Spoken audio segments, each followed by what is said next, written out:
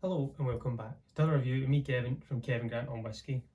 Got a new bottle, one we're just about to uncork just now, but I thought I would leave it in its box first just to show you the presentation that this came in. I'll get my water out of the way, but I'll get this open because I've not opened it yet and just show you this, and then we'll get rid of the box and we'll just keep the bottle. But as you can see, this is a Tomatin.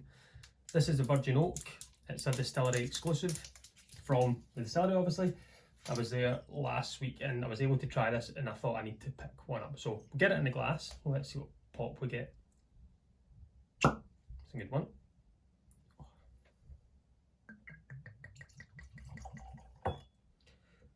So I've literally just had a wee dram as well, a wee 40%, just to get my palate going, because this is a high ABV, 60.8%.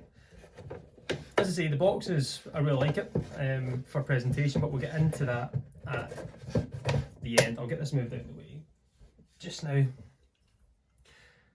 As I said, Tomatin, Distillery exclusive, and a virgin oak cask. Full maturation, single cask hand.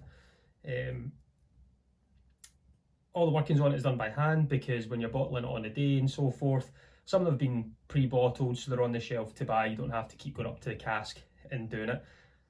This was distilled on the 4th of October 2018, and it was bottled on the 21st of March this year, 2024. So that makes it 6 years old. Sorry, nearly 6 years old. Five and a half. 60.8% ABV. This is bottle number 6, and it was from cask number 3721. So it's all handwritten. This is virgin oak. The colour of it is obviously non-chill filtered and natural colour. For something that young, the colour of it already is just exciting. I tried this at the distillery. As you can see, I've got loads of things from it as well.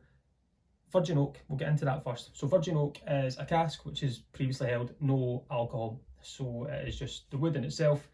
Usually they are slightly toasted or slightly charred, and the cask that they've got is from Kentucky, from the Kelvin cooperage. The Kelvin cooperage itself was established in Scotland in the 1980s, I believe, 70s, or was it actually the 60s? Between the 60s and 70s, I think. And the cooperage was in Scotland, it was in Glasgow. That, again, in the 90s, 1991, they moved to Kentucky. Found out the best wood was going to be there, how bourbon had to be matured in virgin oak first of all. They took their key skills and went to Kentucky. I think it's Louisville. And the cooperage is there to this day, and now wood is going everywhere around the world, from America to the UK to some of the biggest distilleries out there. With Tomatin though, Tomatin also have their own cooperage on site, so the wood can be sent over and they can play around with the wood to make it what they like. So they've been able to get their hands on a beautiful virgin oak cask. It's American, I think it's American white oak, and we've now got this whiskey. It's young, but the colour of it, as we can see, it's going to have a lot to it. Tomatin itself is a Highland distillery. It's founded in 1897. Yep, 1897. But most distilleries in that time were founded way before. With the distillery itself, as you can see, I'm talking a lot because I'm trying to let this breathe in the glass before we get stuck in. The distillery itself has been there for longer, I believe, illicit distilling, but the first true marks of the excisemen getting there and signing off as a distillery is 1897. In the 70s, 80s and 90s, Tomatin was known for its bulk whiskey. I think about 12 million litres they could produce. It was more about quantity than quality.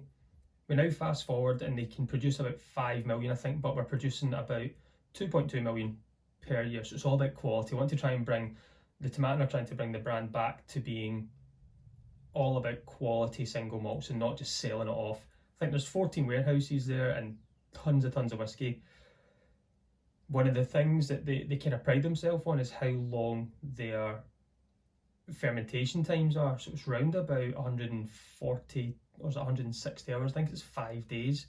Because when I was there, asked the question about why is there stainless steel washbacks and it's not wood, and it was due to being the long fermentation time, that there's a lot of great things in wood, but also you can get a lot of bacteria within wood. And for how long the process was for fermentation, they wanted to keep the stainless steel to stop the bacteria going and keep in control of the flavour that the Tomatin style is.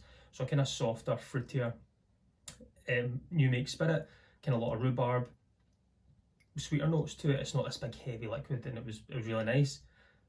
So what I'm expecting from this, when I tried that at Distillery, yes, when you're at distilleries, things can taste better because you're in that environment. I totally get it. But I got to try all the Distillery exclusives, and this was the one that really stood out to me. There was older ones there and things, but this was just, it grabbed me in. So I thought, I need to get it, I need to buy one, I need to get it back, get it opened and get it reviewed. So we've got it today, we've got it in the glass. It's been sitting there now for a few minutes. So I'm going to get stuck in, see what notes we can get on the nose, see what we can get on the palate, then we'll go and see what other kind of history we can get back from Tomatin. But I'm looking forward to this. So straight away, colour of it, you know, it's a kind of copper. It's like copper for 5.5 years old. Legs on it, it's slightly beading. Again, there's no movement in the glass. It's the strong ABVs, it's, as we said, 60.8% ABV. But again, that longevity on the legs to try and come down that glass is just going to take its time. So we'll get it on the nose. Aye, it's what I remember it. It's just, the only thing is it's a little bit warmer in the house than it is at the distillery. So the fruity notes are coming through, that kind of soft rhubarb crumble cake. That's that softer new make spirit I still get. Those big bold toffees. It's like a cracked ginger cake, right, a ginger cookie biscuit if you're in the UK. Just that soft, little bit of ginger, big toffee fudge, the coconut shavings, the rhubarb crumble is definitely still there. And there's a kind of honey beeswax sitting in the background. Yeah, it's definitely a kind of, it's like beeswax, soft honey. 60.8%, it's fooling me for sure. As I said, the first whiskey I had just before this, I didn't want to go straight in because of the high ABV of it. I just had, I think, a blend, a wee 40% blend just to get my palate going. And there's that kind of nice, the soft heather notes in there, the kind of Highland, the Highland notes.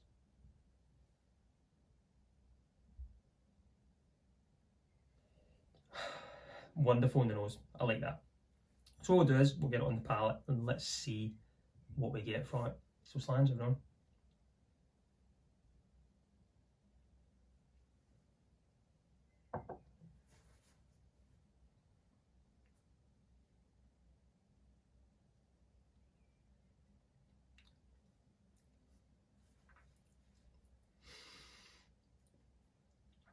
Thick, viscosity, that soft ginger snap still stays.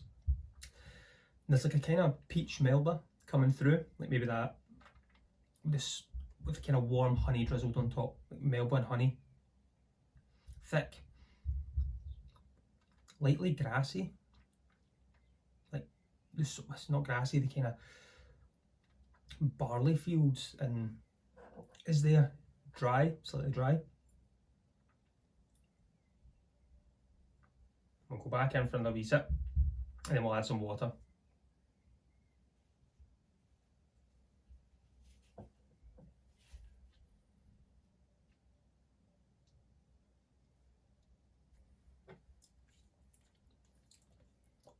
Yep, peach melba, the honey's still staying. That soft ginger snap still kicking around. And it's like a barley, it's like soft barley, it's really nice in the palate. It's like a really good mouthfeel. It would have me filled for its age. If we're calling it 5 years old, 5.5, it doesn't taste that young. So the water, it's kind of freshened it up. Lighter, it's taken away the kind of rhubarb note from it. It's sticking more with that honey and toffee. It's a softer freshness coming through, like lime, is it lime or orange? we'll say a kind of ripe orange coming through on top on the nose now. It's taken away the spice from it, it's taken away that rhubarb can be quite strong, it's taken away that and it's softened it down to, I would say, maybe orangey marmalade. And that heather note there as well. So we'll try it with water now and see if this changes it.